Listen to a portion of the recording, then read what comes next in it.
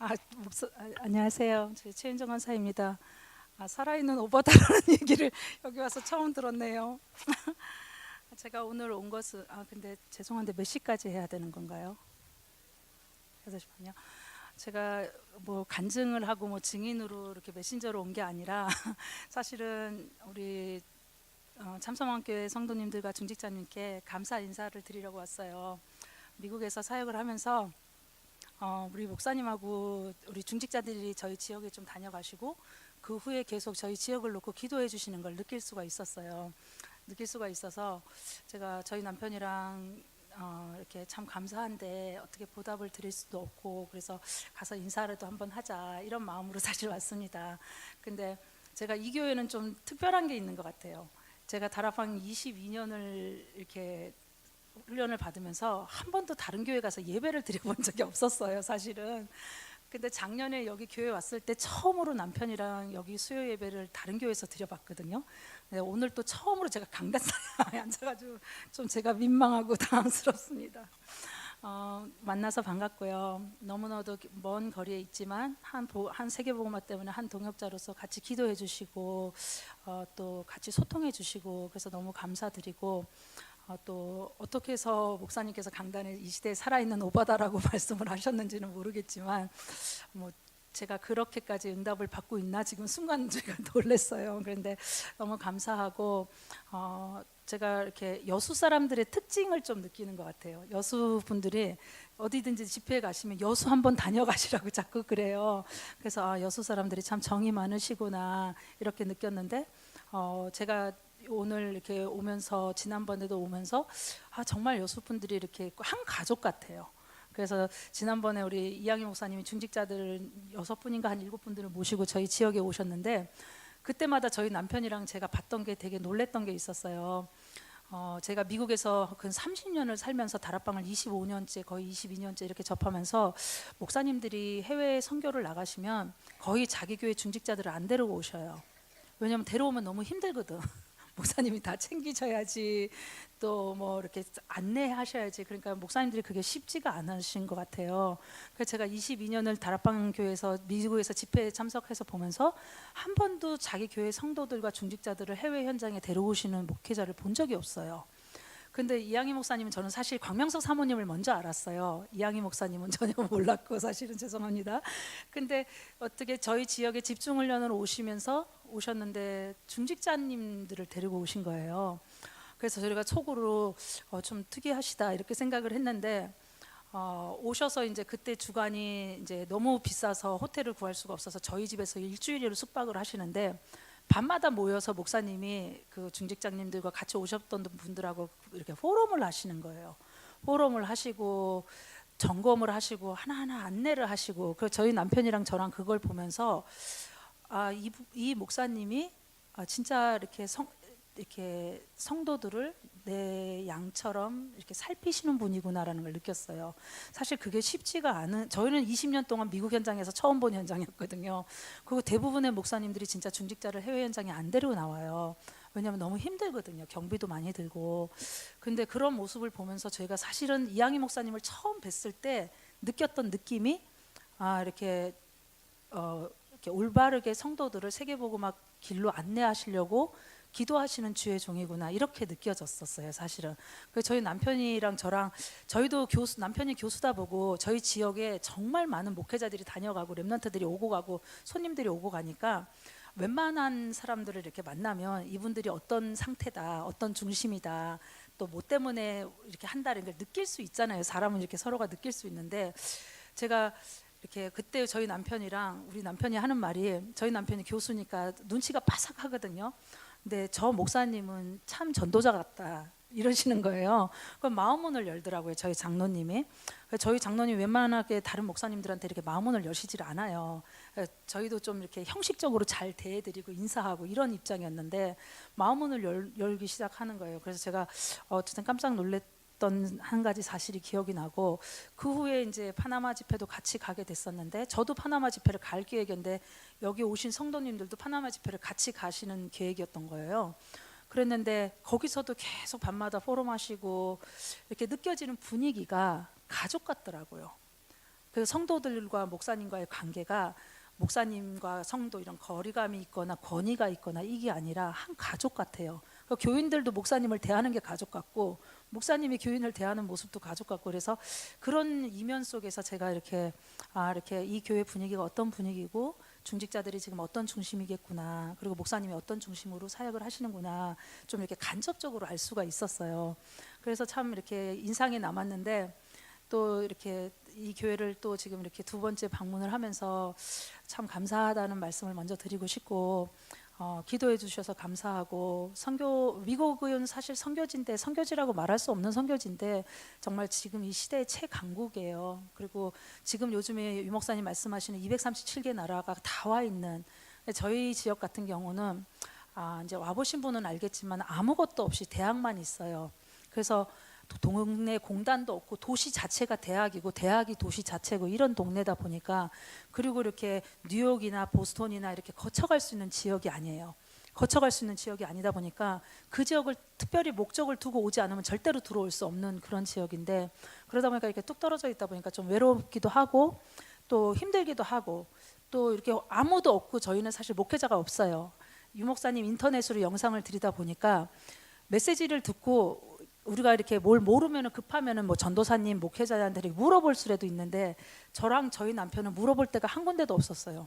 어쩌면은 목회자가 안 계셨기 때문에 물어볼 수 있는 곳이라고는 강단 말씀뿐이 없었어요. 말씀을 뭐라고 하나님이 하시나 이거를 온통 신경 써서 메시지를 들었어야 됐고 주일 예배를 드렸어야 됐고 그러다 보니까 유 목사님 한국에 계시고 아무리 저희가 담임 목사님이라 그러지만 얼마나 바쁘신 분인데 매 사사건건을 물어볼 수도 없고 전도사도 없고 그러다 보니까 저희가 지역에서 인도를 받아야 되는데 어떻게 인도를 받아야 되는 부분에 있어서 정말 죽기 살기로 강단에 매달렸던 것 같아요. 그러니까 하나님이 나의 상황을 아시면 말씀으로 인도하실 거니까 나는 이 말씀의 인도를 받아야겠다. 그러니까 정말 말씀에 인도 받으려고 온 마음과 신경을 거기에 곤두쓰게 됐었어요. 어쩌면은 담임 목사님이 안 계셨고 전도자가 없었고 저희를 도와줄 사람이 아무도 없었기 때문에 그게 그렇게라도 저희는 사실 살아남았어야 됐었어요. 그 현장에서.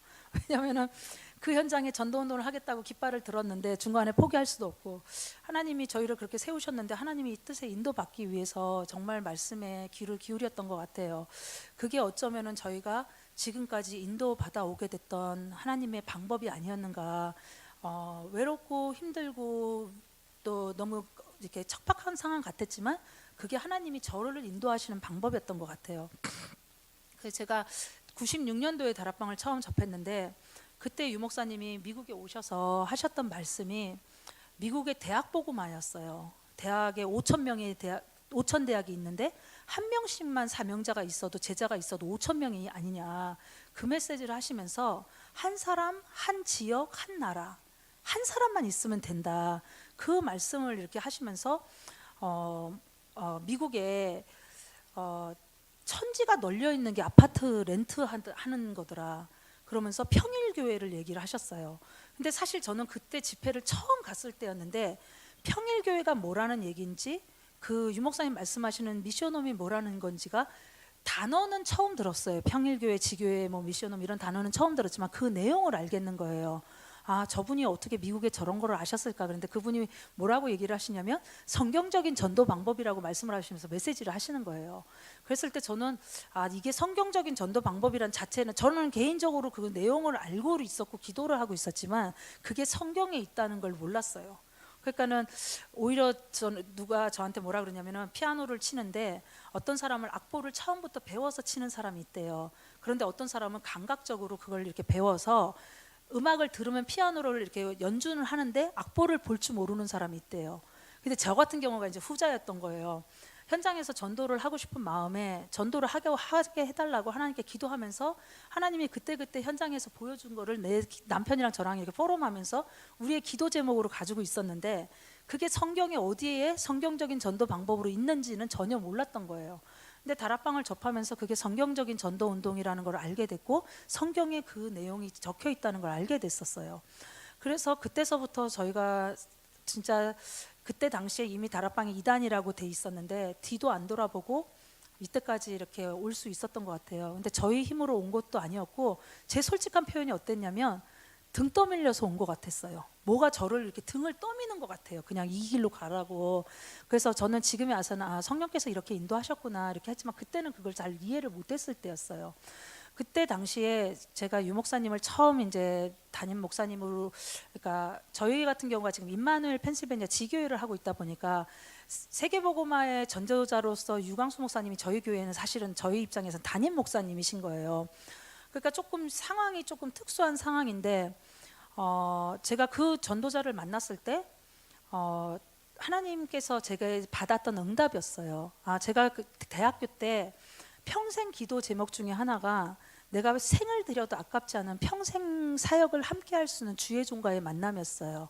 그랬는데 저희 남편과 그 기도, 제가 그걸 대학교 때 기도를 했는데 제가 유광수 목사님이라는 분을 처음 만나면서 하나님의 그 응답을 주시는데 말씀과 함께 확신을 주시는 거예요. 이분과 함께 네가 평생 사역을 할 거라는.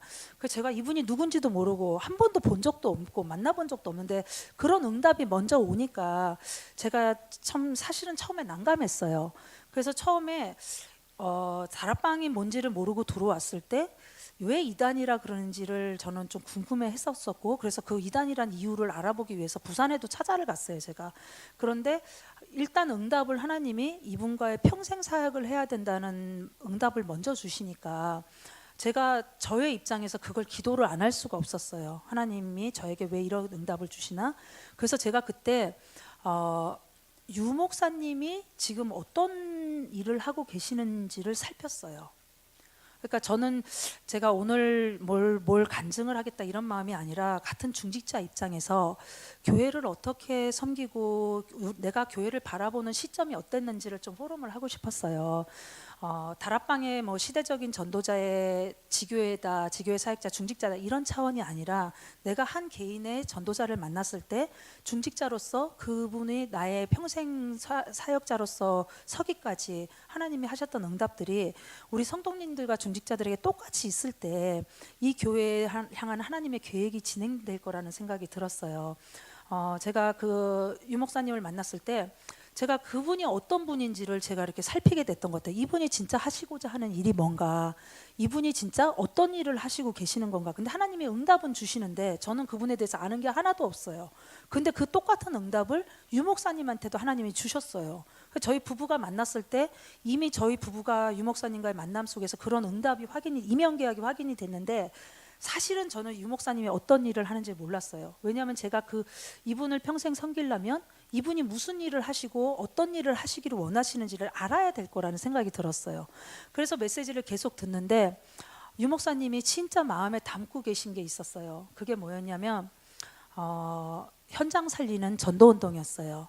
그리고 정말 세계복음화, 모든 현장을 살리는 다민족 세계복음화, 그리고 후대 사역이었어요. 그러니까는 이제 교회 현장을 살리고 실제 전 세계를 살리고 후대를 살리는 이 일을 목사님이 진짜 마음에 담고 계신 거예요. 그걸 어떻게 알았냐면 저희가 목사님을 만난 지 한 달이 됐는데 저희 남편이랑 식사를 하자 그러셔서 하시면서 하시는 말씀이 자녀가 둘이 자녀 계획이 어떻게 되냐요. 그래서 저희 남편이 넷이었어요. 저희가 처음에 저희 남편이 넷이라 그러니까 저희 남편이 옆에 있는데 유 목사님 뭐라 그러시냐면 아들 딸 있으면 됐지 자네 애들만 기르고 갈 건가. 그러면서 저보고 더 이상 낳지 말래요. 그러니까 저희 남편도 너무 당황을 하고 저도 너무 당황을 한 거예요. 근데 목사님 머릿속에는 이 일꾼들을 후대 사역하는데 키워야겠구나 이 개념을 가지고 계셨던 것 같아요. 그러니까 우리 자식들이 많으면 우리 아이들한테 매이니까 아들 딸이 있으니까 더 이상 낳지 말고 다른 아이들 살피라는 뜻이었어요. 왜 그렇게 보셨나 이제 나중에 보니까 저희 입장이 그렇게 할 수 있는 입장이었어요. 남편 직장이 교수다 보니까 학생들을 가르칠 수 있는 입장이다 보니까 목사님은 그거에 맞춰서 방향을 잡고 계셨던 거예요. 근데 그래서 저는 그때는 좀 막연했어요. 왜 이런 말씀을 하실까? 그랬는데 목사님이 후대 사역, 교회 살리는 사역, 현장 사역 이게 진짜 중직자가 해야 될 일이라는 거. 그러면서 그 주간에 목사님이 중직자를 세우셨다는 그 메시지를 하셨다고 하는데 목사님은 저희 부부를 만났을 때부터 처음부터 미국 복음화에 대한 어떤 그림을 가지고 계셨던 거예요. 그래서 그 그림대로 저희를 안내를 해주셨던 거예요. 근데 저희는 그걸 몰랐어요. 목사님이 그냥 이렇게 하시나? 그거는 아닌 것 같은데 어떻게 하시는지 몰랐는데, 그러니까 목사님이 기도 가운데서 그런 응답을 가지셨고 저희 부부도 그런 응답을 받았는데, 시간이 갈수록 그 만남 속에서 그 응답이 진행되고 있었어요. 제가 그때 이제 깨달았던 게 뭐였냐면, 제가 평생 사역자를 놓고 기도했을 때, 우리 성도님들도 제 인생에서 가장 큰 응답이라면은 저는 구원받은 것과 이 전도자를 만난 거였던 것 같아요. 하나님은 모든 주의 종에게 로마서 16장의 일꾼을 예비해 놓으셨고, 모든 평신도들에게 평생을 같이 사역해야 될 바울과 같은 만남이 있는 것 같아요.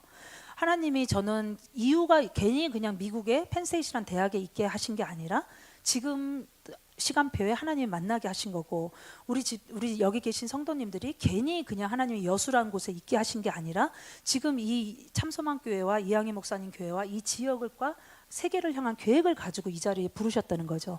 근데 그런 계획들을 저는 사실 그때는 잘 몰랐어요. 그런데 목사님은 그런 계획을 가지고 메시지 속에서 그걸 계속 던지시는 거예요. 그래서 저는 이제 메시지를 계속 듣다 보면서, 그러면 하나님이 저 주의 종과의 만남이 뭘까? 내가 미국에 있어야 될 이유가 뭘까? 이 지역에 있어야 될 이유가 뭘까? 내가 할 일은 뭘까를 계속 하나님께 질문하기 시작했어요. 제가 그걸 질문하는 가운데 22년이란 시간이 지났지만 너무 세밀하게 하나님께서 말씀으로 저를 인도하셨어요. 처음에는 그냥 세계복음화라는 이런 속에서 미주복음화 이런 틀처럼 그냥 저한테 들려왔어요. 그런데 너무 신기하게 제가 강단을 계속 듣는데, 강단 속에서 강단이 1년에 원단 메시지가 이렇게 나오잖아요. 그러면 1년이 52주가 있는데 그 원단 메시지를 놓고 그 해에 목사님이 방향을 끌고 가시고 계셨어요. 그 52주 동안에 어떻게 끌고 가시냐면, 첫 주에는 메시지가 이렇게 나와요. 그 다음 주에 메시지가 또 이렇게 나와요. 그 다음 주에는 또 메시지가 또 이렇게 나와요. 그 다음 주에는 또 메시지가 이렇게 나와요. 그 처음에는 메시지가 하나씩 하나씩 이렇게 얹어가니까 그냥 메시지가 저렇게 가나 보다, 저는 이렇게 생각했어요. 근데 그게 아니었어요. 처음에 첫 주 메시지가 이렇게 깔려 있을 때는 그 메시지가 별로 무게감이 안 느껴져요. 그리고 그 메시지가 어떻게 성취될지도 이해가 안 돼요. 근데 둘째 주에 또 메시지가 얹어져 갈 때는 조금 더 구체화가 돼가요. 셋째 주에 얹어 갈 때는 조금 더 구체화 돼가고, 이러면서 1년 52주가 메시지가 얹혀가는데, 나중에 그 얹혀가는 메시지 무게가요, 응답으로 올 때 감당이 안 되더라고요. 그거를 제가 거의 1999년부터 지금까지를 지속을 이렇게 하는데, 그 응답들이 너무 세미하게 오는 거예요. 그래서 제가 그때서 알았어요. 메시지가 어떤 전도자의 흐름 속에서 강단을 통해서 방향을 가지고 가고 있구나. 그 흐름에 내가 있는데 그 흐름을 놓치고 있으면 그 응답 속에 있어도 나는 그 응답을 모르는 거예요.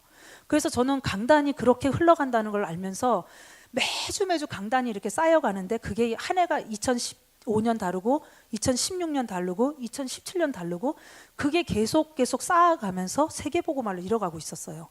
그래서 제가 뭐를 해서 세계복음화를 한 게 아니고, 우리 이양희 목사님 보시기에 뭐 제가 오바다 같은 응답을 받았다고 보시는 것 같은데, 그걸 제가 뭘 해서가 아니라 사실은 저는 그 말씀 속에 그냥 있었어요. 그리고 그 말씀 속에 있었고 그 말씀을 붙잡고 있었어요. 제가 한 일은 정말 그 일이었던 것 같아요. 그래서 예배에 온 힘을 다 기울였어요. 제가 사실은 굉장히 보기에 사람들이 저보고 되게 강해 보인대요. 그리고 되게 씩씩해 보인대요. 근데 사실 저거 안 그렇거든요. 진짜 연약하거든요. 그래서 사실 하나님 앞에서 잘 울어요. 그리고 예배가 없고 은혜가 없으면 정말 하루의 삶도 지속하기 힘든 삶인데, 예배에 모든 힘을 쏟고 나면 예배 때 모든 것을 회복을 했었어요. 그런데 그 말씀이 하나씩 쌓여가는데, 그 해가 지날 때 연말 때쯤 되면 이 말씀이 어마어마하게 와 있는 거예요. 그래서 제가 그걸 발견을 하고 나서, 이게 나한테도 이렇게 응답이 왔다면 다른 랩런트들, 다른 중직자한테도 이렇게 응답이 올 것이 아닌가. 그래서 제가 우리 랩런트들을 데리고 원단 메시지를 가지고, 원단 메시지와 그 주 강단 메시지를 가지고 매주 포럼을 하기 시작했어요. 그리고 연말 되면은 제가 뭐를 했냐면, 이제 새해 원단을 앞두고 1년 동안 그동안 받았던 메시지 응답 노트를 다 애들 보고 가져오라 그래가지고 책상에 앉아서 10시간이고 12시간이고 전체 메시지를 훑어보면서 1년 동안 받은 응답을 확인해 보라 그랬어요.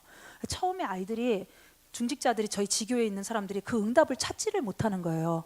그런데 10시간이고 5시간이고 계속 메시지를 찾으면서 응답을 찾는데 아이들이 어마어마한 응답들의 말씀들을 찾아가기 시작했어요.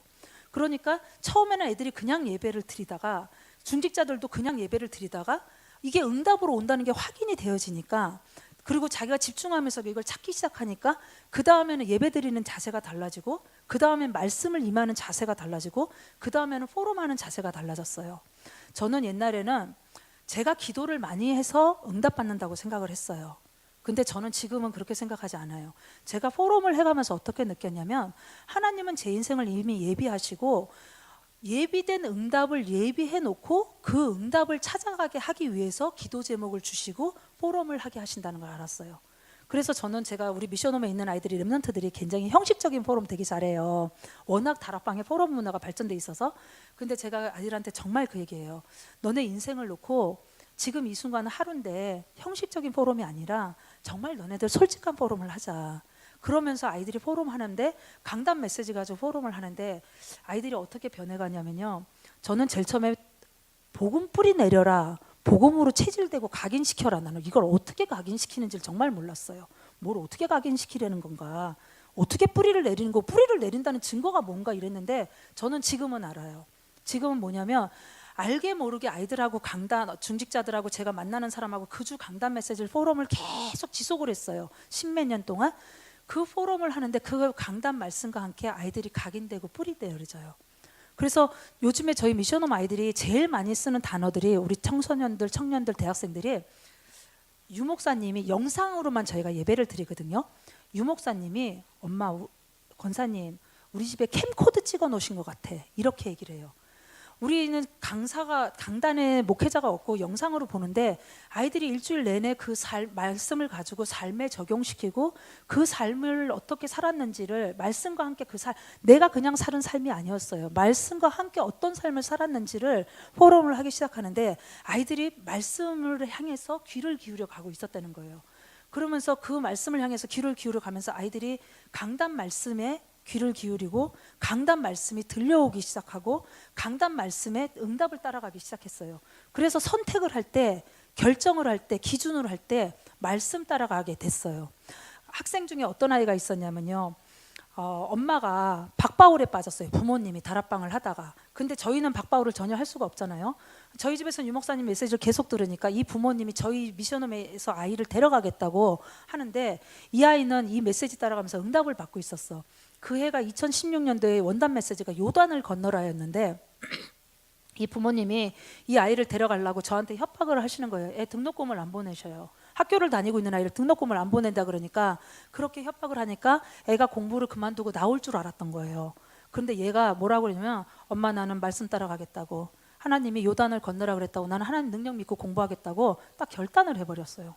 그러니까 엄마가 너무 충격을 받은 거예요. 네가 뭐 돈 안 보내주면 뭐 공부할 수 있겠냐 이러셨어요. 그래가지고 제가 그때 사실 돈이 없어가지고, 펜스테이 등록금이 비싸거든요. 그래서 크레딧 카드를 긁어서 일단 등록금을 대줬어요. 일단 집은 먹고 사는 건 우리 집에 사는데 생활비는 제가 뭐 이렇게 용돈까지는 해줄 수가 없는데, 매일같이 걸어다니고 도시락도 안 싸가지고 다니면서 지가 그 말씀을 붙잡고 자기는 말씀 따라 간다고 이렇게 결단을 하더라고요. 그러면서 아이가 그런 기준을 선택할 때, 결단할 때 그 기준이 세상 기준이 아니고 부모의 선택이 아니라 말씀을 따라가는 거예요. 그래가지고 그 부모님이, 그 아이가 호텔 매니지먼트를 공부하는 아이였는데 또 호텔 매니지먼트 하지 말라고 그 유아교육 같은 걸 하라고 자꾸 강요를 하시는 거예요. 그런데 그 주간에 유 목사님 강단 메시지가 어떻게 나오냐면, 마피아들이 가장 많이 잡고 있는 게 호텔 경영이라고 이러고 메시지가 나오는 거예요. 이 아이가 그러면서 딱 자기가 하는 방향이 맞다는 걸 언약을 딱 붙잡으면서 엄마와 그 경제와 이런 거를 다 거절하고 하나님 앞에 딱 섰는데, 하나님이 그 아이 길을 인도해 가시는 거예요. 그 나중에 6개월이 지나서 그 부모님이 이렇게 손을 드셨어요. 내가 졌다.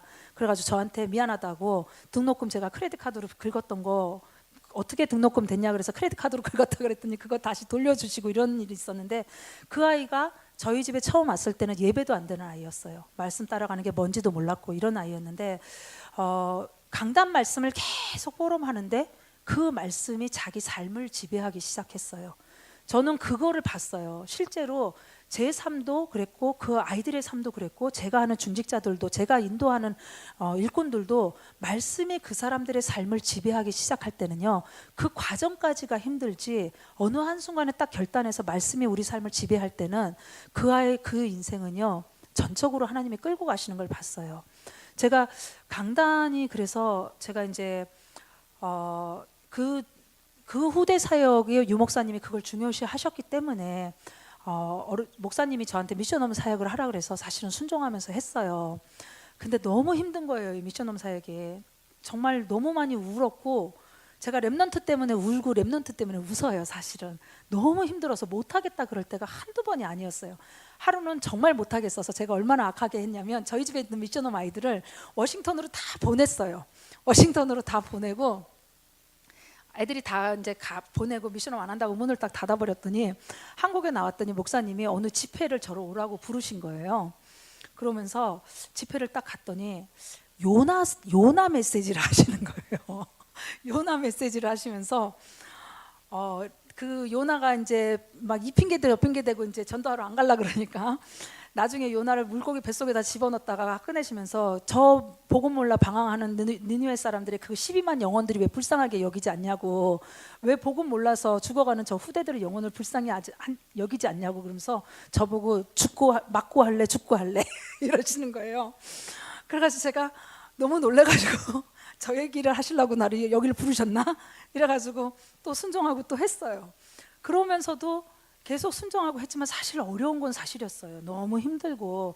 그런데 왜냐면은 이게 아이들이 각인된 거, 체질된 거 그 속에 들어간 게 뭔지 저는 모르잖아요. 저희 집에 올 때는 거의 중학교, 고등학교, 대학 이러면서 오는데 그 아이들이 와가지고 미션홈에 살면서 이런저런 포럼을 하면서요, 제가 신기한 걸 봤던 게 강단 포럼을 하는데요, 그 아이들의 영적 문제가 다 건드려져요. 저는 모르고 포럼을 하는 거거든요. 근데 그 아이들이 자기 솔직하게 이제 영적 분위기가 성령이 역사하니까 솔직하게 영적인 포럼이 되어지면서 부모한테도 말 못하는 거, 자기 선생님한테도 말 못하는, 친구한테도 말 못하는 거를 그 자리에서는 아이들이 포럼을 하는 거예요. 그러면 저는 고민이 되는 거예요. 이 얘기를 부모님한테 할 수도 없지, 부모님은 하면은 믿지도 않을 거지, 하면은 애가 우리 집에서 멀쩡했는데 미천원 가서 이상했다다 그럴 거지. 말도 못하고 저는 고민을 많이 했는데 애들이 솔직하게 그 포럼을 해요. 그러면서 뭐라 그러냐면 자기 부모님 모른대요. 어떤 아이는 어떤 경우가 있었냐면 5살 때부터 아빠가 굉장히 유명한 사람이었는데 5살 때부터 늘 저녁 때 아빠가 이렇게 되게 유명한 사람이었는데 비디오를 집에서 그렇게 많이 보셨대요. 그런데 가져오는 비디오가 그 귀신 영화 같은 비디오였어요. 그래가지고 아빠가 그걸 그냥 마루 위에다 놓고 가면 엄마가 또 수간호사에서 밤에 일 나가고 아빠도 밤에 일 나가고 집에 혼자 있는 거예요, 아이가 언니랑 같이. 그래서 밤 5시, 밤 12시 넘어서 엄마 아빠 또 자면 늘 그 비디오 영화를, 무서운 그 귀신 영화를 늘 혼자서 5시부터 봤대요. 5시부터 봤는데 어느 날 이게 이제 자기 환청으로 들리는데 이게 현실인지 자기 생각인지 구분이 안 돼서 정신분열증이 온 거예요. 근데 그 상태를 부모님은 전혀 몰라요. 그거를 누가 뒤에서 자꾸 얘기를 한다는 얘기를 하는 거예요. 저희 집에 미션홈에 왔는데 한 달도 안 됐어요. 미션홈 온 지 한 달도 안 됐는데 갑자기 방문을 제 방에 방문을 확 열더니 권사님 왜 제 얘기해요? 그러는 거예요. 내가 너 안 불렀는데? 그랬더니 권사님 나 불렀는데요. 그러네요. 안 불렀어. 자. 그랬더니 문 닫고 가서 자. 또 와가지고 권사님 왜 불렀어요? 이러는 거예요. 제가 그때서야 얘가 뭔가 시달리는구나 알았어요. 저희 집에 온 지 한 달도 안 됐을 때였어요. 그거는 저희 집에 와서 생긴 문제가 아니잖아요. 그런 상태인데 부모님은 전혀 모르는데 이 부모님은 새벽 4시만 되면 애를 깨워요. 토플 책을 이메일로 매일같이 보내주고 수학 문제를 매일같이 보내주면서 수학 공부해라, 토플 공부해라, 좋은 대학 가라. 제가 그 부모님을 만나서 미션홈에서 왔을 때 이 아이 상황을 얘기를 하면서 이 아이는 지금 토플이 문제가 아니고 수학 공부가 문제가 아니라 얘기를 했는데 안 믿으셨어요. 안 믿어서 제가 3년을 계속 쫓아다니면서 얘기를 했는데 안 믿으셨어요. 나중엔 결국은 이게 정신분열이 너무 심해졌는데 병원에 제가 이제 정신과 병원을 소개를 했는데 그 의사가 이 아이가 어떻게 유학을 했냐고 할 정도로 이런 상황이었어요. 그 부모님이 지금은 다락방 훈련을 온 가족이 훈련을 받는데 그 장로님이 저한테 하시는 말씀이에요.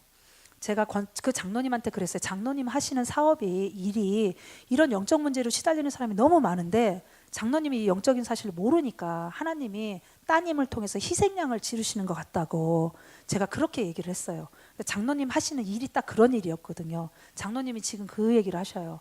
제가 그때 최 권사가 하는 얘기를 한 번만 귀담아 들었더라면 우리 아이가 저렇게 되지 않았을 텐데, 그러시다가 지금에 와서는 감사로 바뀌셨어요. 내가 저 아이 때문에 현장에 저런 사람을 너무 많이 만나게 됐다. 그런데 그 똑같은 문제가, 정신분열증이란 문제가 그 집안에 대대로 있던 문제였어요. 본인만 모르고 계셨던 거예요. 이런 식의 문제들이 있는데 그거를 제가 알고 싶어서 아는 게 아니라요, 강단 포럼 하면서 예배 드리면서 알게 됐던 거였어요. 그러다 보니까 그 강단을 통해서 제가 아이들을 치유하게 됐었어요.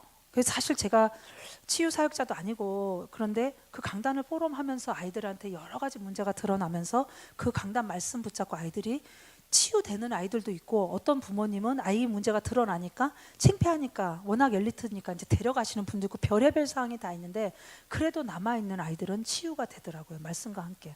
제가 그래서 중직자로서 제가 저희 담임 목사님이 뭘 할까를, 가장 뭐를 관심을 두고 계신가를 봤을 때 후대 사역이라는 부분을 놓고 미션홈을 하면서 그 응답을 제가 현장에서 봤던 거였어요. 그리고 저희 이제 유 목사님이 또 하나 진짜 마음에 두고 계시는 게 뭐였냐면 미자리 교회였어요. 다락방 교회가 성경적인 전도 운동을 한다 그러는데도 80%가 미자리 교회라는 거예요. 그러면서 이 미자립 교회인데 전도 운동대로 하면은 미자립이 안 될 텐데 안 하니까 미자립이라 그러면서 답답해 하셨어요. 그런데 제가 어느 날 미국에서 이제 제가 RCA라는 일을 맡고 있는데, 어느 날 제가 그거를 이렇게 보는데 미주 목사님들이 한 80명에서 100명 정도가 다락방을 하시는데, 그 중에 좀 교회가 교회답게 커가고 있다는 교회가 사실은 100몇 개 교회 중에 20개 교회가 안 돼요. 그러다 보니까 목사님들이 훈련 오시는 거, 집회 오시는 게 모든 게 다 힘든 거예요. 심지어 저희 교회가 지교회 예배를 하면서 한 40명 정도 모일 때 목회자들이 계신 목회자 현장에 40명이 모이는 교회도 거의 없는 거예요. 대부분의 교회가 20명 안팎인 거고, 그러다 보니까 훈련은 안 되는 뿐만 아니라 목사님들 훈련도 당연히 안 되고, 사모님들은 당연히 일하시고, 그래서 미국에 계신 목사님들이 80%가 사모님들은 세탁소에서 일하시고 목사님들 목회하시고 이런 상황이었어요. 그래서 제가 그때 이제 아마 목사님이 오바다라고 말씀하셨던 이유가 그게 아닐까 싶었어요. 제가 미국에서 유 목사님이 이제 그러니까 미국의 교회들을 어떻게 도울까를 고민을 하고 있으니까 저도 그 고민을 같이 했던 거예요. 어떻게 미국을 살리고 함께 미국을 살릴 수 있을까, 이 고민을 하는데 제일 먼저 떠올랐던 거는 주의 종을 살리지 않고 주의 종의 은혜 받지 않으면 교회 살 길은 없잖아요. 그래서 제가 이제 주의 종들이 집회에 오실 수 있도록 어떻게 하면 될까, 집회에 모실 수 있고 초청할 수 있는 방법이 뭘까를 고민을 했는데, 일단 오시면은 유 목사님 메시지 듣고 집회에 오시면 은혜를 받고 힘을 얻잖아요. 훈련 받을 수 있고. 어떻게 이분들을 집회에 초청을 할까 고민을 하는데, 비행기 값만 대주면 되고 숙박비만 대주면 될 거 아닌가, 이 생각이 들었어요. 그래서 저는 근데 저희 남편도 저도 이렇게 사업을 하는 사람이 아니고 월급쟁이여서 그 미주 분들을 다 비행기 값을 대드리고 숙박비를 제공해 줄 형편이 안 되는 거예요. 근데 기도하다가 이런 취지를 알리고, 중직자들이 분명히 헌신을 하고 싶어하는 중직자들이 있을 텐데 중직자들한테 알리자. 그래서 제가 아는 중직자들한테 미주 목사님들이 은혜 받으셔야 되는 이유와 이분들이 집회에 오셔야 될 이유들을 알리기 시작하면서 이분들이 집회 때마다 오실 수 있도록 조금 비행기 값과 숙박비만 될 수 있게 해드리자. 제가 맡은 분야에서 그걸 이렇게 해서 도네이션을 받기 시작했어요. 도네이션을 받았는데, 제가 이제 RCA라는 부분을 담당하고 있는데 거의 그해 매년 10,000불씩 1,000만 원씩 2천 이렇게 늘어나는 거예요. 그래서 처음에 1,000만 원을 받았을 때는 목사님들 비행기 값을 그러니까 등록비를 해드릴 수 있었고, 그래서 그런 식으로 해마다 도네이션을 받아가지고 작년에 한 4만 불을 받았어요. 그래서 미주에 계신 모든 목사님들, 특히 전도사님들이 렘넌트 사역을 많이 하고 계시잖아요. 그분들의 등록비와 그다음에 미자립교회 목사님들, 목회자 자녀들, 이런 분들을 매년 80명에서 100명을 돕고 있어요. 그분들이 오셔서 은혜 받고 가실 수 있도록 초청을 했어요. 그러니까 저는 사실은 제 물질을 가지고 헌신한 것도 아니었고 그 뜻을 가지고 있는 다른 중직자들을 팀을 구성을 했어요. 팀을 구성을 해서 그분들이 같이 헌신할 수 있는 장을 만들어 드렸어요. 그 장을 만들어 드리니까 그분들이 미주 목사님들이 오셔서 은혜 받으니까 분위기가 이렇게 조금씩 달라지게 됐어요.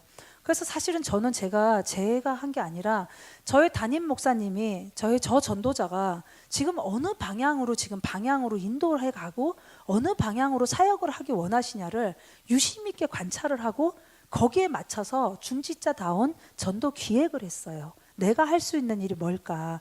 저 주의 종이 저걸 원한다면 내가 지금 할 수 있는 위치에서 내가 할 수 있는 일이 뭘까를 늘 고민하고 생각을 했어요.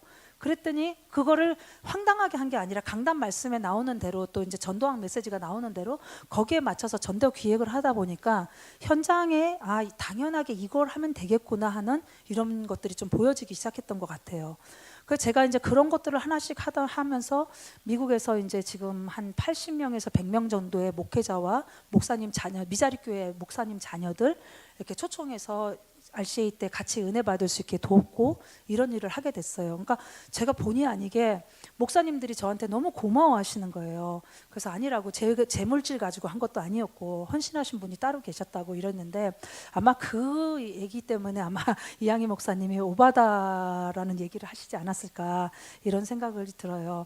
그래서 저는 사실은 제가 정말 중직자로서 했던 일은 딱 한 가지였어요. 예배에 올인했어요. 그리고 예배 말씀에서 전도자가 하나님의 음성을 심부름을 하는 데 있어서 하나님이 저 전도자를 통해서 어느 방향으로 지금 전도를 하기를 원하시고 사역을 하기를 원하시는지 그 방향을 잡고 그거 붙잡고 기도하면서 내가 할 수 있는 일이 뭘까를 찾았어요. 내가 미국에서 할 수 있는 일, 내가 우리 교회에서 할 수 있는 일, 내가 우리 지역에서 할 수 있는 일을 찾았던 거예요. 내가 속해 있는 곳에서 모든 분야에서 그걸 찾기 시작했어요. 그랬을 때 하나님이 남들이 보지 못하는 딱 한 가지를 먼저 보게 하시더라고요. 그리고 남들이 하지 못하는 한 가지를 먼저 할 수 있게끔 해주셨어요. 그래서 저는 제가 뭘 특별히 잘했다, 뭐 특별히 열심을 냈다, 솔직히 말해서 저는 열심히 내는 체질이 못 돼요. 솔직히 그래요. 그리고 되게 연약한데 정말 제가 하나님의 은혜로 예배를 집중을 했고 중직자로서 내가 저 전도자가 어느 방향으로 지금 가기를 원하시나 그 흐름 속에 있었어요. 그 흐름 속에서 내가 해야 될 일이 뭘까, 나만이 할 수 있는 일이 뭘까를 기도하면서 찾았어요. 근데 정말 신기하게 교회에서도 꼭 내가 할 일이 있더라고요. 그리고 지역에서도 꼭 나만 할 일이 있어요. 그리고 미국 안에서도 꼭 나만 할 일이 있어요. 제가 이번에 선교대에 나올 때는 그냥 내가 헌금을 하고 선교사를 위해서 기도하는 거 말고 꼭 나만 할 수 있는 일이 또 뭘까를 기도를 했거든요. 저는 이번 선교대에 와서 그 응답을 또 받았던 것 같아요. 237개 나라를 살리기 위해서 꼭 내가 해야 될 일이 있구나. 그게 뭔지를 이렇게 발견하게 된 것 같아요. 그래서 저는 사실 감사하게 하나님이 그 은혜 속에 있게 하셨고 그 흐름 속에 있게 하셨고 그래서 제가 수요 예배는 아마 거의 다 여기 계신 분들이 중직자거나 아마 이런 분들이 수요 예배를 많이 오실 것 같아요. 근데 제가 했던 방법을 잠시 소개를 하면 저는 원단 메시지와 매주 강단 메시지를 함께 이렇게 보면서 그 말씀이 지금 어떻게 진행되고 있는지를 제가 이렇게 적어요. 그 속에서 방향을 찾아요. 제가 얼마나 미션홈을 하면서 지교회를 하면서 조금 느꼈던 게 뭐냐면 제가 지교회를 하면서 작은 목회를 하게 됐어요. 본의 아니게 조그만 지교회를 운영하면서 어떤 랩런트가 하나 있었는데 굉장히 똑똑해요.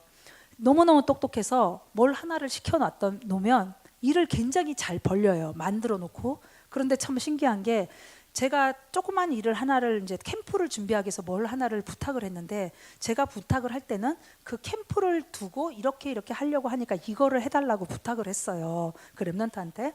그랬는데 이 랩런트는 내가 하려고 하는 의도는 놔두고 자기가 보기에 좋은 방향으로 막 일을 벌려놓은 거예요. 제가 그러니까 나는 캠프를 하기 위해서 이 일을 준비한 건데 이 아이는 다른 목적을 가지고 이 일을 준비하니까 제가 원하는 방향하고 맞지가 않은 거예요. 그러니까 저는 그 일을 진행할 수가 없어요. 그러면 그 랩런트는 왜 권사님 내가 이렇게 준비했는데 안 하냐고 이러는 거예요. 그 말해주기가 참 힘들더라고. 제가 아차 싶었어요. 어쩌면 주의 종들에게 우리가 헌신하는 모습이 교회에 헌신하는 것이 하나님 앞에서 헌신하는 것이 이런 식으로 헌신하고 있지 않는가. 내가 원하는 방법, 내가 할 수 있는 거, 내가 좋아하는 거. 그렇게 헌신하고 있지 않는가라는 생각을 했어요. 그래서 제가 그 아이를 불렀어요. 얘야, 너가 회사에 취직을 했는데 회사가 하고자 하는 방향이 이 방향인데 네가 다른 방향에 있어서 열심히 하면 그 사장 눈에 네가 좋게 보이겠냐, 네가 귀하게 보이겠냐.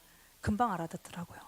제가 그 모습을 보면서 많은 지금 미국 교회 중직자들이 미국 교회 중직자들이 막 이렇다 저렇다 교회에 대해서 말을 하고 우리 막 이런 모습 속에서 어쩌면 본인들이 하고 싶어하는 일, 본인들이 잘하는 일, 본인들이 하고 싶어하는 일들을 교회에 내놓고 있지 않을까 이런 생각을 많이 했어요. 근데 그게 아무리 좋은 일이라 할지라도 지금 강단에서 주의 종을 통해서 하나님이 역사하시는 방향하고 안 맞을 때는 그게 아무리 좋은 일이라도 맞는 일이 아닌 거예요. 하나님 앞에서는. 저는 그걸 보면서 정말 우리가 하나님 강단을 통해서 목회자의 말을 듣는 게 아니라 주님께서 이 주의 종을 통해서 어떤 심부름을 우리 교회를 통해서 하고자 하는가를 익혀야 된다고 생각을 했어요. 그래서 저는 여기가 지금 여수인데 참소망교회가 어떤 배경에서 어떻게 세워졌는지 잘은 몰라요. 그리고 여수에서 어떤 사역을 하고 있는지는 잘은 모르지만 이양희 목사님 주보를 제가 이제 아까 들어오면서 잠시 봤더니 호남 캠프, 그다음에 다민족, 여기 뭐 이렇게 다민족 또 7천 전문지 교회 뭐 이런 기도 제목들이 있더라고요. 교회가 원하는 방향이 사실은 주의 종을 통해서 하나님이 그 교회에 심부름하고자 하는 방향인 거죠. 그 지역에 심부름하고자 하는 방향인데 중직자들이 교회를 섬길 때 내가 잘하는 거, 내가 하고 싶은 것이 아니라는 거죠. 올해 2018년도에 또 원단 메시지가 여기서 어떻게 나왔는지 모르지만 이 메시지가 지금 2월 중순이면은 이때까지 흘러왔던 방향들이 있을 거예요. 그러면서 그 방향대로 중직자들이 메시지 붙잡고 포럼할 때 그 속에서 나오는 당연한 일, 우리가 교회를 위해서 내가 꼭 해야 될 일이 이거구나, 내 현장에서 내가 꼭 해야 될 일이 이거구나를 찾을 때 그게 성령께서 역사하시면서 되어지는 길로 가더라고요. 저는 그걸 체험을 했어요. 그래서 저는 지금 사실은 뭐 특별한 능력이 있는 것도 아니고 특별히 제가 뭘 잘하는 게 없어요. 그런데 그냥 제가 정말 마음 담고 하는 거는 지금 강단을 통해서 올해 원단 메시지를 통해서 어느 방향으로 전도자가 메시지를 지금 하고 계시는가, 그 방향 속에서 내가 할 수 있는 일이 뭔가를 저는 끊임없이 찾아요. 하나님 앞에서. 그래서 하나님, 제가 강단 통해서 하나님 음성을 듣기를 원합니다. 이 교회에 저 전도자를 통해서 하나님이 하시고자 하는 방향이 무엇인지를 찾기를 원합니다. 그거를 볼 수 있도록 저에게 영안을 열어주세요. 그리고 그걸 가지고 아이들하고 포럼해요. 그래서 저는 이렇게 모르겠어요. 이 교회는 어떤 방향으로 이렇게 가고 있는지 모르겠고 포럼이 어떻게 되는지 모르지만 분명히 중직자들이 모임이 있을 거고 또 집사님들 모임도 있을 거고 기관별 모임이 있을 텐데 그 모임에 가면은 저희 지역에도 렘넌트들인데도 그래요. 렘넌트들인데도요. 예배만 딱 끝나면 받은 은혜를 포럼하는 게 아니라 딱 돌아섬과 동시에 완전히 세상 얘기, 이상한 얘기, 뭐 누가 어땠다 저가 어땠다 막 이런 얘기해요. 그러면 제가 얘들아 포럼해라. 제가 이러고 돌아다니면서 포럼을 한 번은 안 돼서 아예 포럼 조를 형성해서 그냥 메시지 끝나고 포럼할 수 있게끔 만들어놨거든요. 근데 모르겠어요. 이 참소망교회는 어떤 상황인지 모르겠지만 정말 강단 메시지가 나왔을 때 올해 원단 메시지와 이 지역을 향한 하나님 계획과 이 교회가 해야 될 사명과 함께 오늘 주일 강단을 가지고 중직자 몇 분만 모여서 그걸 가지고 진실된 포럼을 하면서 우리가 교회를 위해서, 지역을 위해서, 세계복음을 위해서 당연히 해야 될 것이 뭔가를 찾기 시작하면 하나님께서 반드시 필연적인 거를 보게 하시고 절대적인 응답이 교회에 따라온다는 거죠. 저는 그거를 본 것 같아요. 그래서 저는 제가 우리 지역에서 정말 하고 싶은 게 뭐냐면 정말 전도하는 지교회, 전도하는 미션홈 5인 1조의 팀 구성을 해보고 싶어요. 정말 어떤 것도 이렇게 다른 목적을 두지 않고 진짜 그 가슴 가지고 그 방향을 가지고 있는 사람이 팀을 구성해서 진짜 여기에 올인하고 포럼해서 현장을 한번 이렇게 살려보고 싶은 그런 마음이 있어요. 어쩌면은 지금 목사님이 어제도 이렇게 차 타고 늦게 오는데 사모님이랑 목사님이 목포 순회 캠프를 미자리 교회 캠프를 갔다 오셨다는 얘기를 하시는데 저는 계속 듣는 얘기가 이양희 목사님 교회가 미자리 교회 캠프를 놓고 미자리 교회를 어떻게 섬길까를 계속 고민하고 계시고 호남 캠프, 동문 캠프, 그다음에 전문인 캠프 이런 걸 계속 고민하고 계시는 걸 제가 이렇게 대화 속에서 계속 느낄 수가 있었어요. 그래서 목사님이 이 방향을 놓고 지금 인도에 가시려고 하시고 하나님이 그런 천명을 주셨고 이 교회가 그런 천명이 있다면 여기에 로마서 16장의 응답 속에 있어야 될 이 교회 중직자들은 하나님이 같은 응답 속에 있어야만 응답이 오는 거죠. 그래서 그 메시지와 그 흐름 속에서 강단과 함께 그 인도를 받으실 수 있는 중직자가 됐으면 하나님이 가장 기뻐하시는 중직자가 되지 않을까 그런 생각이 듭니다. 감사합니다.